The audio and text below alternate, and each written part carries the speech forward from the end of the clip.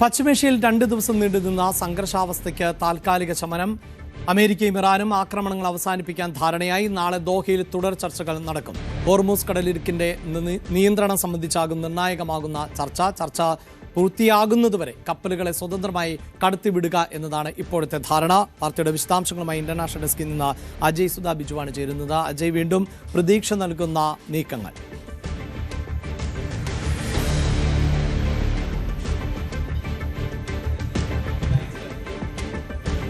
Hormuz കടലിടുക്കുമായി ബന്ധപ്പെട്ട് കഴിഞ്ഞ 2 ദിവസങ്ങളായി കനത്ത ആശങ്ക തന്നെയാണ് നിലനിന്നിരുന്നത്. പ്രധാനമായിട്ടും ഈ കടലിടുക്കിലൂടെ ഇറാന്റെ നിർദ്ദേശം പാലിക്കാതെ കടന്നുപോയിട്ടുള്ള കപ്പലുകൾക്ക് നേരെ ഇറാൻ ശക്തമായിട്ടുള്ള ആക്രമണം നടത്തുന്നു.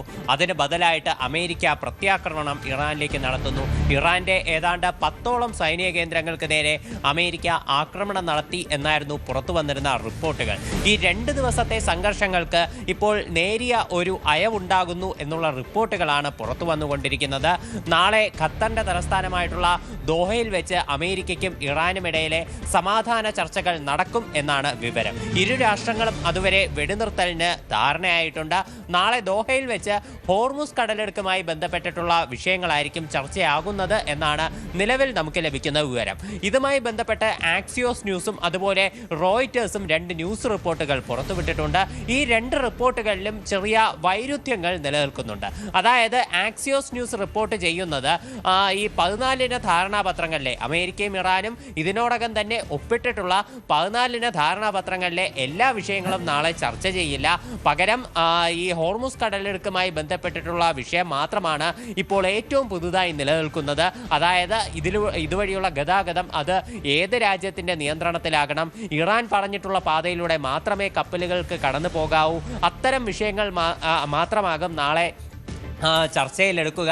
മറ്റു കാര്യങ്ങൾ പിന്നീടാകും ചർച്ചയിൽ വരിക എന്നാണ് ആക്സിയോസ് ന്യൂസിൻ്റെ റിപ്പോർട്ടിൽ പറയുന്നത്. എന്നാൽ റോയിറ്റേഴ്സിൻ്റെ റിപ്പോർട്ടിൽ പറയുന്നത് 14 വിഷയങ്ങളിലുള്ള എല്ലാ പോയിന്റുകളും നാളെ ചർച്ചയിൽ വരുന്നുണ്ട്.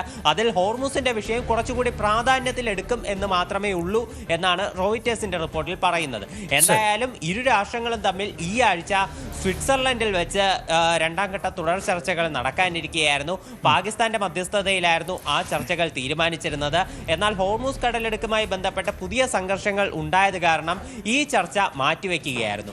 സ്വിറ്റ്സർലൻഡിൽ വെച്ച് നടക്കാനിരുന്ന ചർച്ചയുടെ ഒരു പ്രധാന വിഷയം ഇറാന്റെ ആണവ കരാർ സംബന്ധിച്ചുള്ള വിഷയങ്ങളായിരുന്നു. പക്ഷേ ഇപ്പോൾ ഉടലെടുത്തിരിക്കുന്ന പുതിയ സാഹചര്യങ്ങൾ കാരണം ചർച്ച ഹോർമുസ് കടലിടുക്കിലേക്ക് വഴിമാറി. അത് കാരണം തന്നെയാണ് നാളെ ദോഹയിൽ വെച്ച് പുതിയ ചർച്ചകൾ നിശ്ചയിച്ചിട്ടുള്ളത് എന്നാണ് നമുക്ക് വിവരങ്ങൾ ലഭിക്കുന്നത്. എന്നാൽ ഇതിനെ സംബന്ധിച്ച് ഇറാന്റെ ഭാഗത്തു നിന്നോ അല്ലെങ്കിൽ അമേരിക്കയുടെ ഭാഗത്തു നിന്നോ അതുമല്ലെങ്കിൽ മധ്യസ്ഥത വഹിക്കുന്ന പാകിസ്ഥാന്റെ ഭാഗത്തു നിന്നോ യാതൊരുവിധ സ്ഥിരീകരണങ്ങളും വന്നിട്ടില്ല. ആക്സിയോസ് ന്യൂസും റോയിറ്റേഴ്സും മാത്രമാണ് നിലവിൽ ഇത്തരം വിവരങ്ങൾ പുറത്തുവിട്ടിട്ടുള്ളത്. ഇവരുടെ ഭാഗത്തു നിന്ന്, അതായത് ഇറാന്റെ ഭാഗത്തു നിന്നും അമേരിക്കയുടെ ഭാഗത്തു നിന്നും ചില സ്ഥിരീകരണങ്ങൾ കൂടി വരേണ്ടതുണ്ട്. അമേരിക്കയിലെ ഒരു മുതിർന്ന ഉദ്യോഗസ്ഥൻ കൂടി ഇത്തരം കാര്യങ്ങളെ ശരിവെക്കുന്നതായിട്ട് ചില റിപ്പോർട്ടുകൾ കൂടി സൂചിപ്പിക്കുന്നുണ്ട്. എന്തായാലും ഈ ഹോർമുസ് കടലിടുക്കുമായി ബന്ധപ്പെട്ട് കഴിഞ്ഞ 2 ദിവസങ്ങളായി കനത്ത ആശങ്ക തന്നെയാണ് നിലനിന്നിരുന്നത്. അമേരിക്കൻ ആക്രമണങ്ങൾക്ക് ബദലായിട്ട് ഇറാൻ ഗൾഫ് നാടുകൾക്ക് നേരെ വീണ്ടും തിരിയുന്ന അവസ്ഥയുണ്ടായിരുന്നു. പ്രത്യേകിച്ച് ബഹ്റൈന് നേരെയും കുവൈറ്റിന് നേരെയും ഇറാൻ ആക്രമണം നടത്തി. ബഹ്റൈനിൽ ഒരു 2 കെട്ടിടം തകർന്നു വീഴുന്ന സ്ഥിതി ഉണ്ടായിരുന്നു. എന്നാൽ അവിടങ്ങളിൽ ആൾനാശമൊന്നും റിപ്പോർട്ട് ചെയ്തിട്ടില്ല എന്നത് തീർത്തും ആശ്വാസജനകമായിട്ടുള്ള കാര്യമാണ്.